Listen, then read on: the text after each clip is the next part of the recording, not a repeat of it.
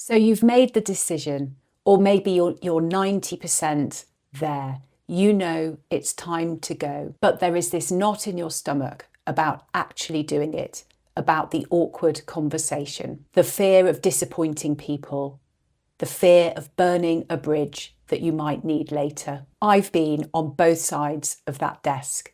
I've resigned from jobs I loved, I've resigned from jobs I hated, but as a former leader, I've also received resignations too. And I've also seen people destroy 5 years of good work and a solid reputation for the sake of 5 minutes of emotional venting. In today's video, I'm going to walk you through exactly how to resign professionally. We'll cover the steps to take, what to say, and crucially, what not to say, so you can walk out of the door with your head held high and your reputation intact. By the way, my name's Lucy, and if you're new here, welcome to the channel. Step 1 is the mindset shift.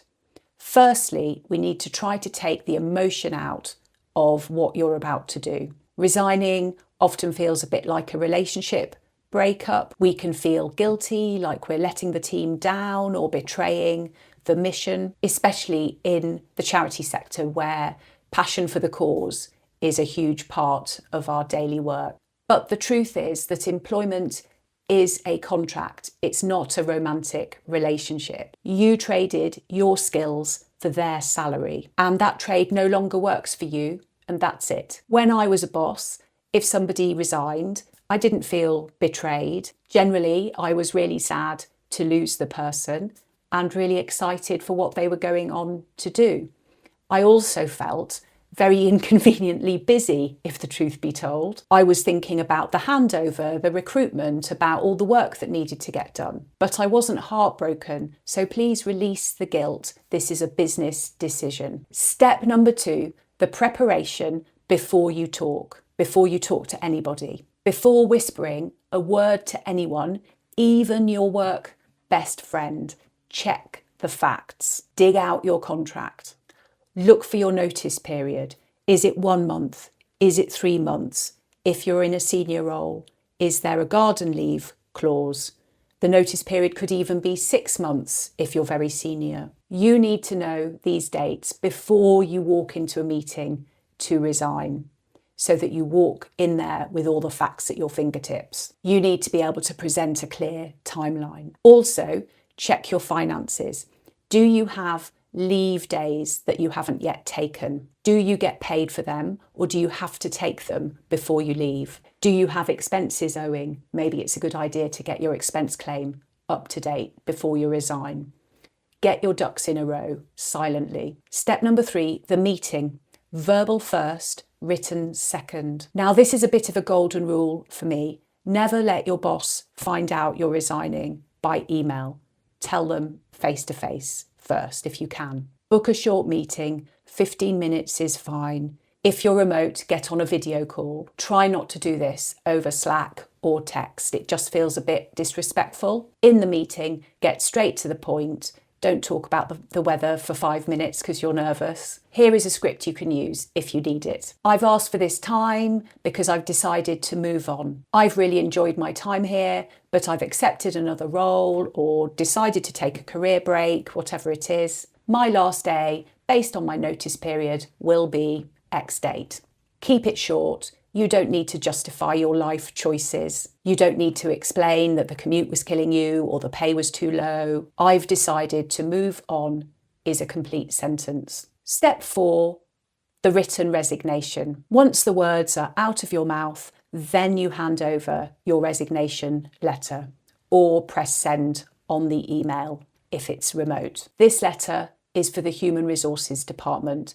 It will end up in your permanent file. It is not the place to air grievances. It needs to contain 3 things. 1, the statement that you are resigning. 2, your final working day. And 3, thank you. Even if you hated the job, find something to feel thankful for. For example, thank you for the opportunity to lead the fundraising team if you're the fundraising manager. Why? Because employers in the future may check references, and whatever you say in this letter will be on your permanent record. You want the last document in your file to look professional and not bitter. Step number 5, the toxic trap. Now, I want to speak to those of you who might be leaving a toxic environment. The temptation to burn everything down on your way out is enormous, and I understand that. You want to tell them exactly what's broken. You want to give a piece of your mind in the exit interview. My advice, if I'm honest, is don't. If the culture is toxic, they should already know. If they don't already know, your angry exit interview won't fix it. It'll just label you as a difficult employee. Save your venting for your friends, your partner, your therapist. Be Teflon, nothing sticks to you. Be polite, be professional, and be gone, and all the very best to you. The best revenge is living a happy life somewhere else. And I can't tell you how many people in the comments to my videos have referred to toxic experiences back in their past and how much happier they are, even if it's decades later. They're still remembering those difficult experiences, but they have been able to move on. And so I hope that gives you heart. Step 6, the handover, or your legacy, leaving things better than you found them. Finally, during your notice period, this is where your reputation is cemented. It's easy to check out, scroll on your phone, put your feet up on the desk and do the bare minimum. But people will remember how you finished. Organise your files, write handover notes, make it easier for the poor person replacing you. When you leave helpful notes, you're not doing that for the company, you're doing that for your own professional integrity. Resigning is nerve-wracking, but it's also the first step towards something better. Remember, you are the chief executive of your own career, and you have the right to fire an employer who no longer serves you. If you haven't found your next step yet, or you're enduring a toxic workplace environment, I have a whole playlist on surviving toxic workplaces, which I will link to right here, and I hope you find something useful in my other videos. Take a deep breath, write that letter. You've got this. Thank you for watching. See you next time.